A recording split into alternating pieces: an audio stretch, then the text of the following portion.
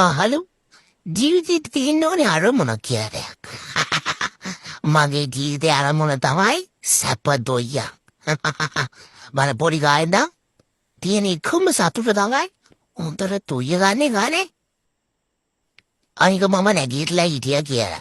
මොනවා කරන්නද ආයේද? රෙන්ට් එකක් ගෙවන්නද? නෑ. බිල් ගෙවන්නද? නෑ. මුකුත් නෑනේ. ඉතින් මම උන්තර තුය ගන්නවා.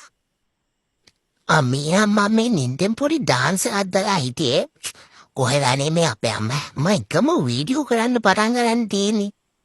නිදහසේ නින්දෙන් ඩාන්ස් එකක් දාන්නවත් නෑ. කුමාරි කමන්නේ මගේ ෆේවරිට්ම ස්පොට් එක නිදාගන්න තමයි අපේ අම්මලාගේ බාත්රූම් එකේ පොළොව.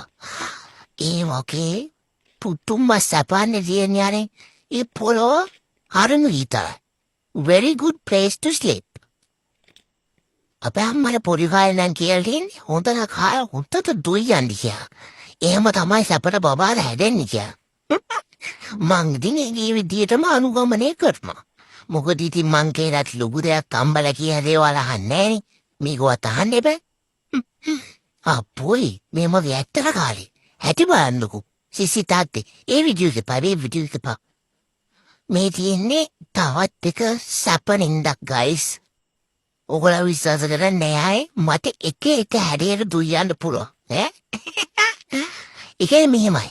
මට නිදාගත්තාම මතක එයාරි ඉන්නේ කොහොමද කියලා. අපේ අපවර බය ඔක්කොම එළියන් දුයනවා කියලා. ඒ වුණාට නෙමෙයි නිදාගන්න ලාවට මොන ස්ටයිල් දානේ සැපට නිදාගන්න එපා. මං කියන්නේ ඇත්ත නේද?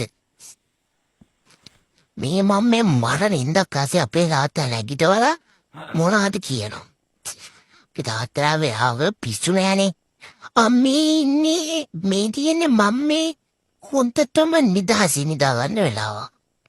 ඒකට මේ හොඳ නින්දක් නෙවෙයි. මෙන්න මේක තමයි හොඳම නින්ද. කොමාරි කටත් අරගෙන අතක් දික් කරගෙන නිදාගන්න එක තමයි මගේ ස්ටයිල් එක ඇවිල්ලා. අපේ අම්මා නිකන් බයලා වගේ මගෙන් බලාගෙන ඉන්නවා. මම මැරිලාද කියලා. මැරිලා නෑ අම්මේ. මේ මගේ හැටි. අපේ අම්මා බයින කොන්ද කැඩි කියලා වෙලාව. අපේ අම්මා මොනවාදනේ දන්නේ හැමතිස්සෙම කෑ ගන්න තමයි දන්නේ. මේ වෙන්නේ ෆෝන් එකක් දික් කරගෙන වීඩියෝ කරනවා. මට නිදාගන්න දෙන්නේ නැතෝ. හැමතිස්සෙම කියනවා කෙල්ලෙක් වගේ පොඩ්ඩක් කැසිරෙන්න කියලා. නින්දට තියනවානේ ගෑරු පිරුව කියලා. දින්ද කියන්නේ නින්ද අම්මා. සැපට නිදාගන්න එකට ගෑනු පිරුම් බේදයක් නැහැ. ඔන්න ඔය ෆෝන් එක තරං ගිහලා ඔයත් නිදාගන්න. බොරුවද මේ මලවි කාලානේ. දැන් මෙහෙම කැතයි මම යන්නකෝ අනේ.